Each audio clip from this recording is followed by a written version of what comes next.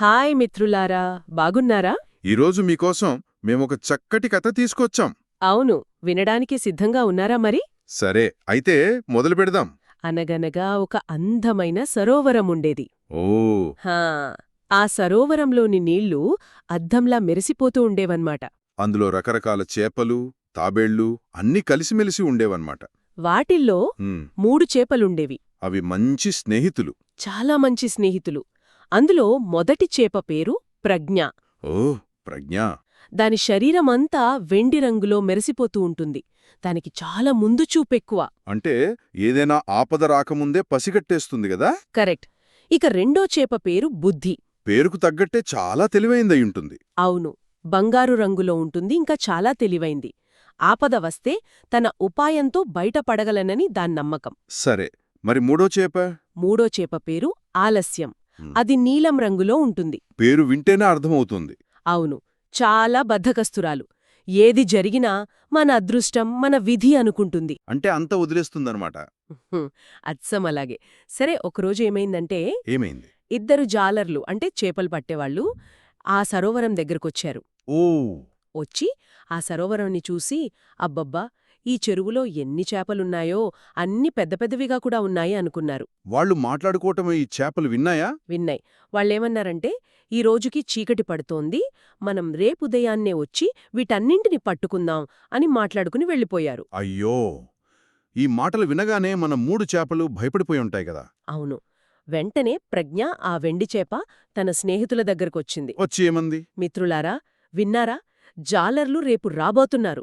మనం ఈ రాత్రే ఇక్కడ్నుండి పక్కనే ఉన్న కాలువ ద్వారా వేరే సరోవరానికి వెళ్ళిపోదాం పదండి అంది. ఆ మాటలకు బుద్ధి ఏమంది? బుద్ధి నవ్వి, ప్రజ్ఞ, నువ్వు అనవసరంగా కంగారు పడుతున్నావు. వాళ్ళొస్తే రానివ్వు. నా తెలివితో నేను ఎలాగైనా తప్పించుకోగలను. నేను రాను అని చెప్పింది. తన తెలివి మీద అంత నమ్మకమన్నమాట.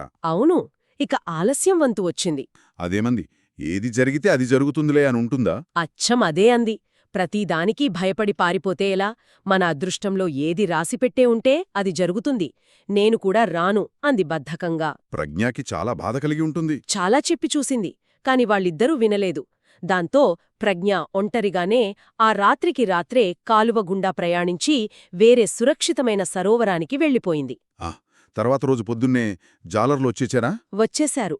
పెద్ద పెద్ద వలలు తీసుకొని వచ్చి చెరువులో వేశారు. అప్పుడు బుద్ధి, ఆలస్యం రెండూ వలలో చిక్కుకుపోయాయి. అయ్యయ్యో, మరి బుద్ధి తన తెలివితో ఎలా తప్పించుకుంది? బుద్ధి వెంటనే కదలకుండా మెదలకుండా ఉండిపోయింది. అంటే చనిపోయినట్టు నటించిందా? అవును, చనిపోయినట్లు నటించింది.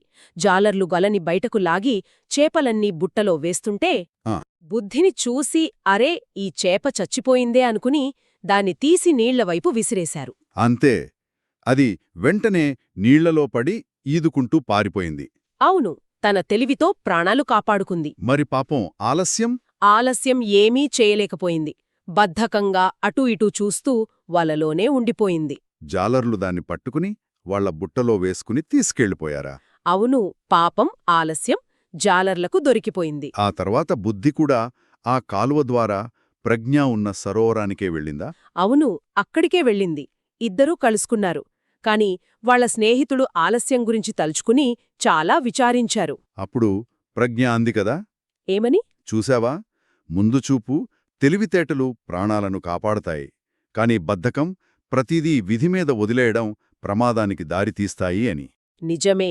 మరి మిత్రులారా, ఈ కథ నుండి మనం ఏం నేర్చుకున్నాం? చెప్పండి చూద్దాం. ఆపద రాకముందే జాగ్రత్త పడటం మంచిదా, లేక వచ్చినప్పుడు ఉపాయంతో బయటపడటం మంచిదా? ఆలోచించండి. మళ్ళీ ఇంకో మంచి కథతో కలుద్దాం. అప్పటివరకు సెలవ్. టాటా.